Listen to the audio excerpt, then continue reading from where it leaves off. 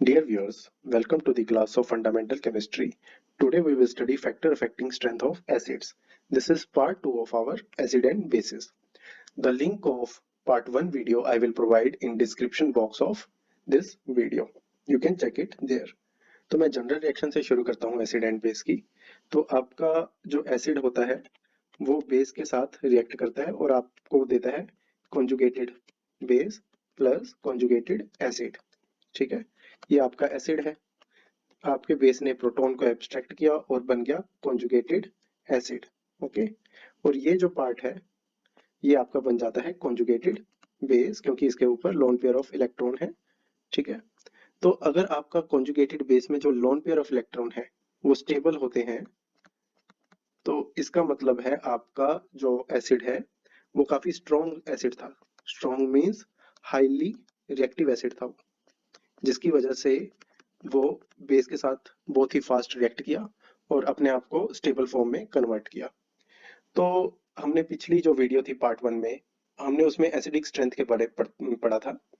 हम pKa value check करते थे कि अगर पीकेए वैल्यू कम है तो आपका जो एसिड है वो स्ट्रॉन्ग है और हाईली रिएक्टिव एसिड है।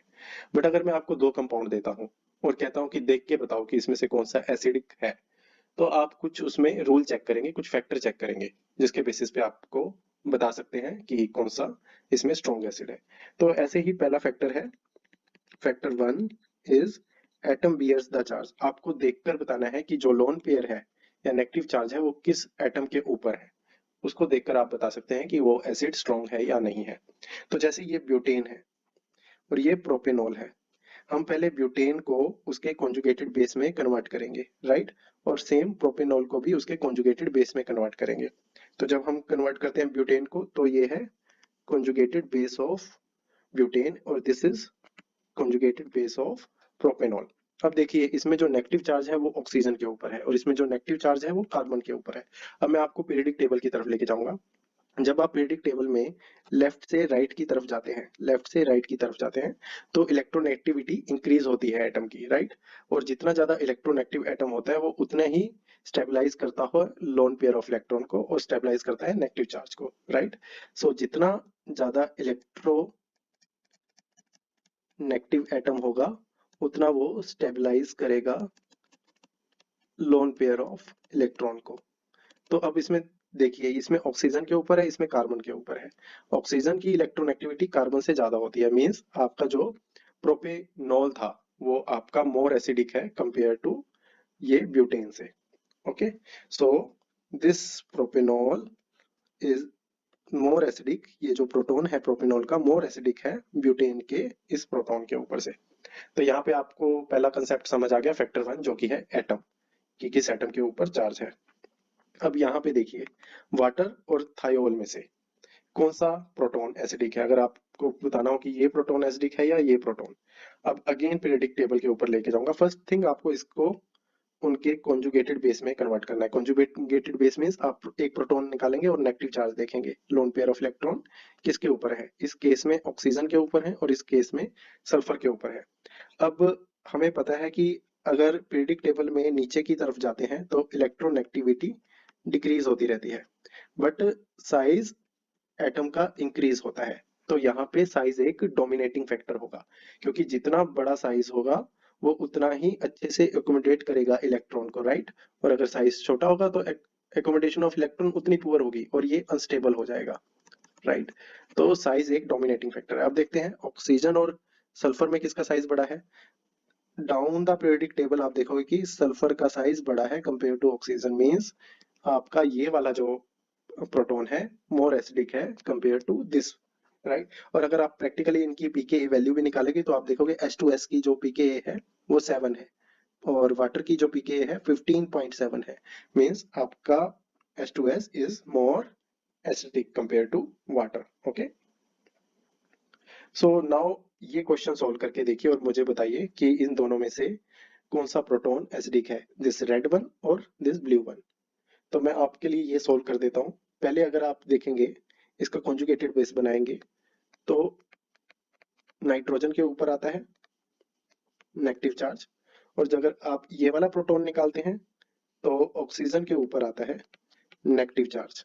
ठीक है, तो अब बताइए नाइट्रोजन और ऑक्सीजन में से ये पीरियोडिक टेबल में इस तरफ मूव करते हैं, ठीक। तो नाइट्रोजन और ऑक्सीजन में से हाईली इलेक्ट्रोनेगेटिव कौन है? Of course oxygen highly electronegative है। दिस मींस ये जो पार्ट है इसमें जो प्रोटॉन है वो हाईली एसिडिक है कंपेयर टू दिस पार्ट, ठीक है। अब आप सॉल्व करिए ए बी सी डी और मुझे बताइए कि इनमें से कौन सा प्रोटॉन एसिडिक है, दिस रेड वन और ब्लू वन। जैसे मैं आपको ये एग्जांपल करके दिखाता हूँ, इसमें जो प्रोटॉन है वो ऑक्सीजन के ऊपर है और इसमें जो प्रोटॉन है वो सल्फर के ऊपर है। सल्फर का जो साइज है वो ऑक्सीजन से बड़ा होता है, इसलिए सल्फर अच्छे से अकोमोडेट करेगा इलेक्ट्रॉन को। ओके, बाकी आप सोल्व करने की कोशिश कीजिए। अब हम आते हैं सेकंड फैक्टर के ऊपर जो कि है रेजोनेंस। अब ये केस देखिए, इथेनॉल एंड एसिटिक एसिड। इस केस में हाइड्रोजन है ऑक्सीजन के ऊपर और इस केस में हाइड्रोजन है ऑक्सीजन के ऊपर। अगर मैं पूछता हूँ इथेनॉल और एसिटिक एसिड में से कौन सा ज्यादा स्ट्रॉन्ग एसिड है, तो पहला फैक्टर तो यहाँ कैंसिल हो जाता है क्योंकि दोनों के केस में ऑक्सीजन के ऊपर ही है। तो सेकंड हम फैक्टर देखते हैं रेजोनेंस। मींस जब आप कॉन्जुगेटेड बेस बनाएंगे, ये है conjugated base of acetic acid और ये है कॉन्जुगेटेड बेस ऑफ इथेनॉल। अब इस केस में देखिए जो आपका नेगेटिव चार्ज है वो रेजोनेंस स्टेबलाइज हो जाएगा, बट इस केस में रेजोनेंस कैरेक्टर है ही नहीं। ये रहा resonance structure of this conjugated base. तो आप देखोगे कि जो नेगेटिव चार्ज है वो डीलोकलाइज हो रहा है इस एरिया में, और जितना ज्यादा डीलोकलाइज होगा उतना ज्यादा ही आपका कंपाउंड स्टेबल होता है। मींस ये वाला कॉन्जुगेटेड बेस स्टेबल है, मींस ये जो एसिटिक एसिड का ये प्रोटॉन है ये मोर एसिडिक है। ओके, तो पहला फैक्टर हमने पढ़ा एटम, दूसरा फैक्टर है रेजोनेंस। अब यहाँ पे ये क्वेश्चन सोल्व करना है और मुझे बताना है कि प्रोटॉन जो रेड वाला है और ब्लू वाला है इनमें से कौन सा ज्यादा एसिडिक है। तो यहाँ पे वीडियो पॉज कीजिए और ट्राई कीजिए कि कौन सा एसिडिक है। पहले हमने इस नाइट्रोजन से, जहाँ पे रेड कलर का हाइड्रोजन लगा हुआ था, उस हाइड्रोजन को रिमूव करके ये कॉन्जुगेटेड बनाया और जहाँ पे ब्लू कलर का हाइड्रोजन लगा हुआ था उसको हाइड्रोजन को रिमूव करके ये कॉन्जुगेटेड बेस बनाया। अब देखिए इस केस में जो नाइट्रोजन के ऊपर नेगेटिव चार्ज है, इस केस में भी नाइट्रोजन के ऊपर नेगेटिव चार्ज है, तो फैक्टर वन यहाँ पे कैंसिल हो गया जो एटम का था। सेकंड फैक्टर है, अब हम देखते हैं रेजोनेंस है कि नहीं है। इस केस में रेजोनेंस नहीं है बट इस केस में रेजोनेंस है, राइट। ये है रेजोनेटिंग स्ट्रक्चर दिखाया हुआ है इस कंपाउंड का, जिसमें नाइट्रोजन का जो लेन पेयर ऑफ इलेक्ट्रॉन है वो कार्बोनिल के साथ डीलिक्वलाइज हो रहा है, जिसकी वजह से स्टेबिलिटी इंक्रीज हो रही है। मींस जो आपका प्रोटॉन था इसके ऊपर वो मोर एसिडिक है compare to proton on this. अब ये आपके लिए कुछ क्वेश्चन है, ये आप ट्राई कीजिए और चेक कीजिए कि इनमें से कौन कौन से प्रोटॉन एसिडिक हैं, रेड वन और ब्लू वन। सो अब हम पढ़ते हैं थर्ड फैक्टर के बारे में। जहां पे फर्स्ट फैक्टर और सेकंड फैक्टर अप्लाई नहीं हो पाते उस केस में हम चेक करते हैं थर्ड फैक्टर जो कि है इंडक्शन, जिसे हम कहते हैं इंडक्टिव इफेक्ट। इंडक्टिव इफेक्ट क्या होता है? Electron withdrawing property of atom through sigma bond. Okay, अभी हम इसको चेक करते हैं। तो आपका ये कंपाउंड है acetic acid and trichloroacetic acid. अब मैं पूछता हूँ इन दोनों में से कौन सा ज्यादा एसिडिक प्रोटॉन है।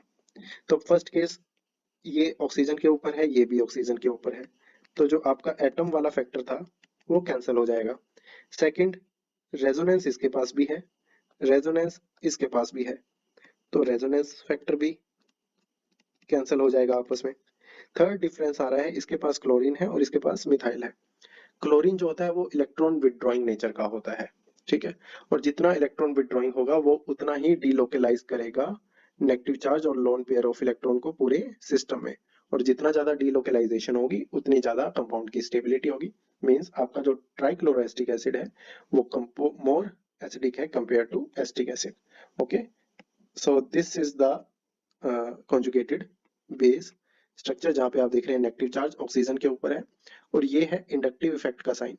आप देखोगे कि एरो की डायरेक्शन, ये एरो की डायरेक्शन इलेक्ट्रोनेगेटिव कंपाउंड की तरफ है। ओके, और ये है इंडक्टिव इफेक्ट का साइन। तो दिस मीन्स जो इलेक्ट्रॉन की डेंसिटी थी इसके ऊपर वो मूव कर रही है पूरे सिस्टम में क्लोरीन की वजह से, राइट। तो एटम, रेजोनेंस और थर्ड फैक्टर आता है इंडक्शन। अब इंडक्शन के बेसिस पे आप मुझे बताइए 1 2 3 4 इन चारों में से कौन सा एसिडिक है। ओके, तो more acidic is less this one and least acidic is this, क्योंकि फर्स्ट केस में हाइड्रोजन सभी ऑक्सीजन के ऊपर है तो एटम वाला केस निग्लिजिबल।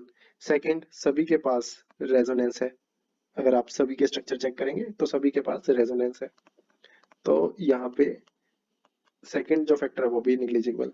थर्ड देखेंगे इंडक्शन, इंडक्टिव इफेक्ट, यहाँ पे मिथाइल है, मिथाइल की डोनेटिंग प्रॉपर्टी होती है इलेक्ट्रॉन डोनेटिंग प्रॉपर्टी, यहाँ ऑलरेडी इलेक्ट्रॉन डेंसिटी बहुत ज्यादा हो रही है और ऊपर से मिथाइल ग्रुप डोनेट कर देगा तो सिस्टम और अनस्टेबल हो जाएगा, कॉन्जुगेटेड बेस आपका और अनस्टेबल हो जाएगा, और अगर वो और अनस्टेबल होगा तो आपका जो कॉन्जुगेटेड बेस है वो दोबारा कॉन्जुगेटेड एसिड से रिएक्ट होके आपको एसिड दे देगा, तो दिस मींस आपका जो एसिड पार्ट था वो स्टेबल था। ठीक है, तो यहाँ पे देखो एक क्लोरीन है तो इंडक्टिव इफेक्ट इस तरफ हो रहा है, तो ये वाला कंपाउंड, कंपाउंड 2 जो है 1 से मोर एसिडिक है। 3 में आपको देखोगे 2 क्लोरीन है जिसकी वजह से इंडक्टिव इफेक्ट 3 में कंपेयर टू 2 ज्यादा है, और सेम कंपाउंड 4 में 3 क्लोरीन है जिसकी वजह से इंडक्टिव इफेक्ट कंपाउंड 4 में सबसे ज्यादा है। So this is the reason compound 4 is more acidic compare to 1, 2 and 3। अब ट्राई कीजिए दिस, इन दो क्वेश्चन को सॉल्व करने की और बताइए कि रेड प्रोटॉन ज्यादा एसिडिक है या ब्लू, इन दोनों में से कौन सा प्रोटॉन ज्यादा एसिडिक है। अब हम लास्ट फैक्टर के बारे में पढ़ेंगे जो कि है ऑर्बिटल फैक्टर या हाइब्रिडाइजेशन फैक्टर। आपने पिछली क्लासेस में sp3, sp2 और sp हाइब्रिडाइज्ड ऑर्बिटल के बारे में पढ़ा ही होगा। sp3 जो होता है वो एल्केन में होता है, sp2 एल्कीन में होता है, राइट, और sp एल्काइन में होता है। और sp हाइब्रिडाइज्ड ऑर्बिटल में s करेक्टर ज्यादा होता है, जिसका मतलब होता है कि जो आपके इलेक्ट्रॉन है आउटर शेल में वो न्यूक्लियस की तरफ ज्यादा अट्रैक्टेड है, वो न्यूक्लियस के ज्यादा करीब है, और आपका न्यूक्लियस पॉजिटिव नेचर का होता है, जिसकी वजह से अगर आपका s करेक्टर ज्यादा है तो वो जो न्यूक्लियस है वो आउटर शेल इलेक्ट्रॉन को स्टेबलाइज करेगा। ठीक है, तो सिंपल यहाँ पे आपको एक चीज याद रखनी है कि sp हाइब्रिडाइज्ड ऑर्बिटल में जो इलेक्ट्रॉन होते हैं वो ज्यादा स्टेबल होते हैं। अब ये कंपाउंड देखिए, कंपाउंड 1, इसके ऊपर देखिए रेड कलर का प्रोटॉन एंड ब्लू कलर का प्रोटॉन। अब आप मुझे बताइए इन दोनों प्रोटॉन में कौन सा एसिडिक नेचर का है।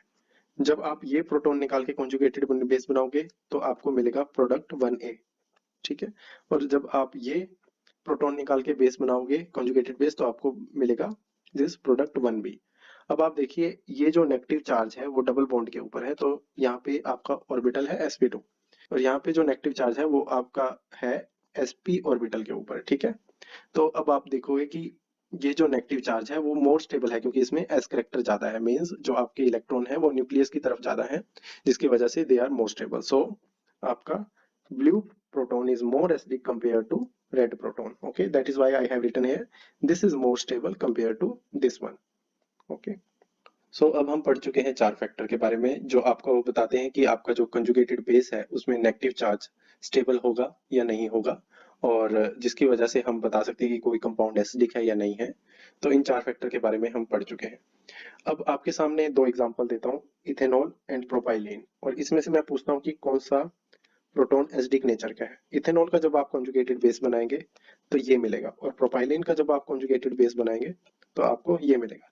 तो इस केस में देखेंगे कि नेगेटिव जो चार्ज है वो एटम के ऊपर है, राइट, और इस केस में आप देखो कि जो नेगेटिव चार्ज है वो रेजोनेंस स्टेबलाइज है। तो आप किस फैक्टर को प्रायोरिटी देंगे, रेजोनेंस को देंगे या एटम को देंगे। तो इसमें आपको याद कर लीजिए एटम को प्रायोरिटी मिलेगी रेजोनेंस के ऊपर, और रेजोनेंस को प्रायोरिटी मिलेगी इंडक्टिव इफेक्ट के ऊपर, और इंडक्टिव इफेक्ट को प्रायोरिटी मिलेगी ऑक्सीजन के ऊपर। तो एरियो याद कर लीजिए, ARIO, एरियो। तो अगर हम इस रूल के अकॉर्डिंग जाते हैं तो atom will beat resonance, so आपका जो इथेनॉल है that is more acidic compare to propylene. और हम pKa वैल्यू भी देख सकते हैं, इथेनॉल की 16 है जो कि बहुत ज्यादा कम है कंपेयर टू 43। तो मैंने आपको बताया है pKa वैल्यू जितनी कम होती है उतना ही कंपाउंड एसिडिक होता है। ओके, बट ये रूल आप हर जगह मत अप्लाई करना क्योंकि केमिस्ट्री में आपको पता ही है एक्सेप्शन तो होती है। जैसे एसिटाइलिन और अमोनिया को हम कंसीडर करें, एसिटाइलिन के केस में देखोगे कि कंजुगेटेड बेस ये बनता है, और अमोनिया के केस में कंजुगेटेड बेस ये बनता है। अगर आप एरियो के अकॉर्डिंग जाएंगे यहाँ पे देखेंगे कि nitrogen is more electronegative than carbon, जो चार्ज है नेगेटिव वो नाइट्रोजन के ऊपर है, तो एरियो के अकॉर्डिंग ये अमोनिया एसिडिक नेचर का होना चाहिए, बट इन प्रैक्टिकलिटी ऐसा नहीं होता। प्रैक्टिकलिटी में जो एसिटाइलिन है वो मोर एसिडिक होता है कंपेयर टू अमोनिया, और इसलिए समटाइम हम यूज करते हैं अमोनिया को एसिटाइलिन के प्रोटॉन को निकालने के लिए। ये कुछ एक्सेप्शन है, ठीक है। और अगर हम पीके की बात करें तो एसिटाइलिन की जो पीके है 25 है और अमोनिया की पीके 38 है, तो डिफरेंस बहुत ज्यादा है। अब आपके सामने एक क्वेश्चन है, इसमें आप मुझे बताइए कि ये वाला प्रोटॉन एसिडिक है या ये ब्लू। तो पहले इसका आप बनाओगे कॉन्जुगेटेड बेस स्ट्रक्चर, ओके। तो यहाँ पे आएगा लोन पेयर और इस केस में यहाँ पे लोन पेयर आएगा। तो दोनों केस में एटम नॉट एप्लीकेबल, क्योंकि दोनों के केस में ऑक्सीजन है। अब सेकंड जो केस है, सेकंड केस में इसमें रेजोनेंस आ रहा है, बट इसमें रेजोनेंस नहीं है, इसमें है इंडक्टिव इफेक्ट।